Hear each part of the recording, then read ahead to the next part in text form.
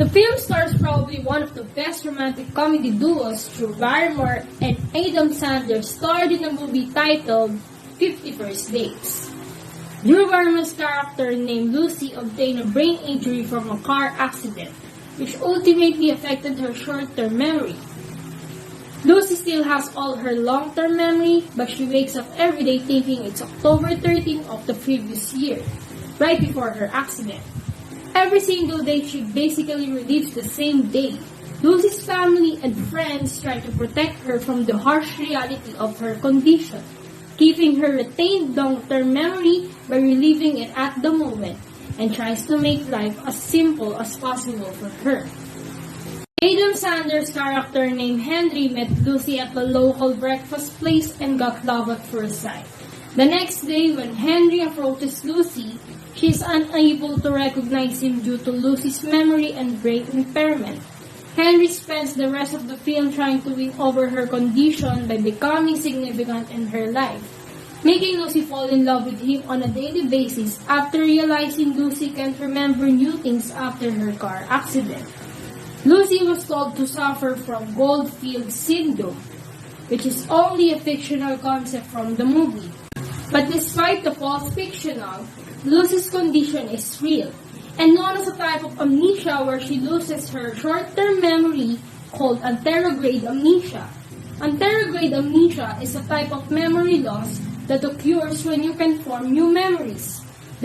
Damage to the hippocampus can cause a condition called amnesia that prevents people from forming new memories and remembering past experiences.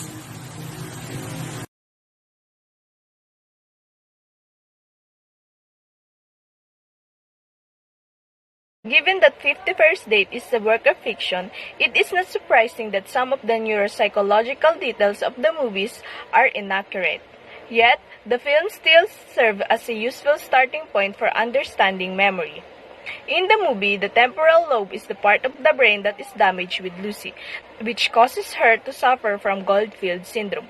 Though Goldfield syndrome is a fictitious neurological condition, Lucy's symptoms are somehow related or similar with anterograde amnesia and retrograde amnesia.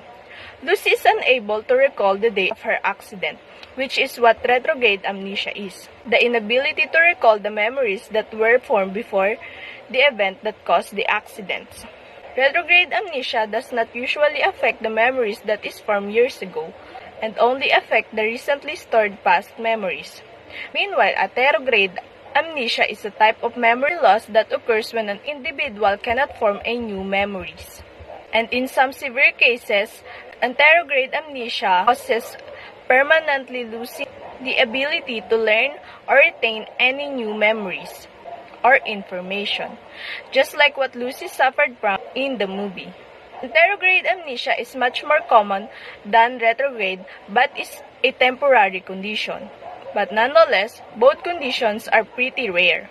Just like in the movie, there are possible causes of amnesia to occur. The possible causes of amnesia are divided into two categories: neurological and functional.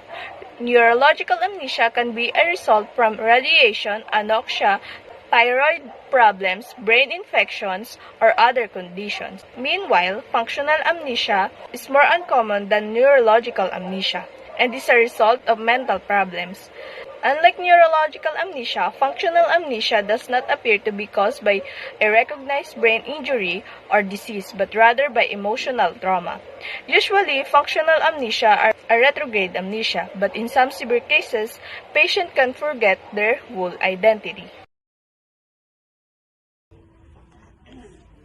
So, referring to the last question, what amnesia is and what part of the brain is responsible for this?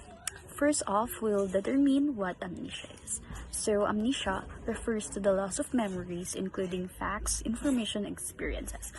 Movies and television tend to depict amnesia as forgetting your identity. But that's not generally the case in real life.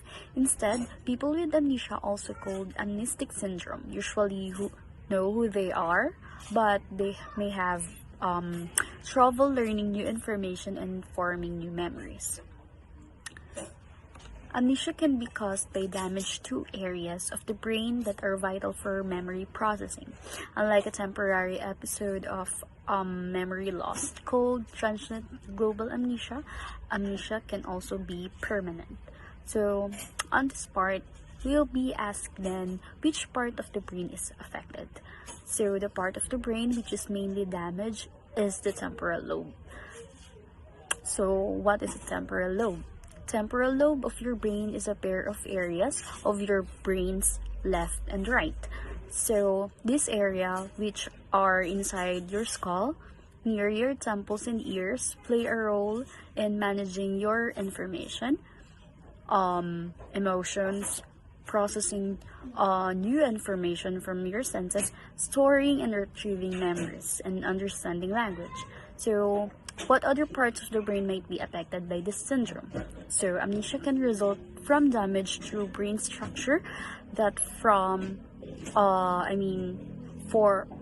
rather the limbic system, which controls emotions and memories. They include the thalamus, found deep within the center of the brain. They also include the hippocampal formations found within the temporal lobes of the brain.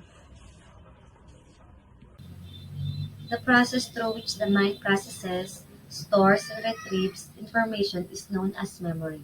And there are three types in memory processing that helps to encode the memory for sufficient retrieval of it, or story. Sensory registered, short-term memory, and long-term memory. Sensory registered process of the memory is a process in which the brain obtains information from the environment. During this process, the brain passively gathers information through visual and auditory cues, known as iconic and echoic memory. Meanwhile, in the process of short-term memory, it occurs in two parts, traditionally termed short-term memory and the working memory. In this process, the brain stores information temporarily so that it can be repeated, but it is like what its name states, it's only available for a short period of time. While short-term memory is quickly forgotten, attending to the information gathered in the memory can help it to transfer to long-term memory. Long-term memory is a process in which it allows the information to remain in the brain for a longer period of time and sometimes for a lifetime. When long-term memory forms the hippocampus of the brain, retrieves information from the short-term memory or the working memory and begin to change the brain physical neural wherein this new connection between neurons and synapses stays as long as they remain in use. But the exact description of how it is happening remains controversial. The 51st Dates movie contained far more detailed information than most viewers realize. For example, the movie asserts that Lucy has Goldfield's syndrome, but it is only a fictional concept from the movie. However, her condition occurs in real life and has similarities with a condition called anterograde amnesia. Anterograde amnesia is a type of memory loss that occurs when an individual cannot form new memories and in severe cases permanently loses the ability to learn or retain any new information, just like what Lucy suffered from in the movie. The film is a light-hearted romantic comedy, but if you are familiar with basic psychology terms and neuroscience, there is a lot in the film about brain, memory, psychology, and motivation. Our brain is the most significant and most complex part of the human body. This organ is the core of intelligence, sense interpreter, initiator of the body movement, behavior controller, coordinates the system and organs in our body, and everything that keeps us well and alive.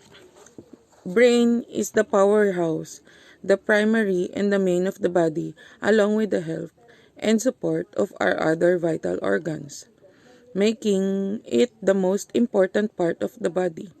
The protective layer of the brain explains itself on how prime it is, protecting it from any potential harm and danger that would obstruct its Without it working, simple, it is a call for death. A minor or even a minimal damage on any area in the brain creates a significant impact of deviation not only to our brain but to our overall being that cause to change the trajectory of how we live. A damage in the brain is still able to be saved and cured. Therefore, it does not guarantee that the person who endured an injury or impairment will live their life for how it used to be.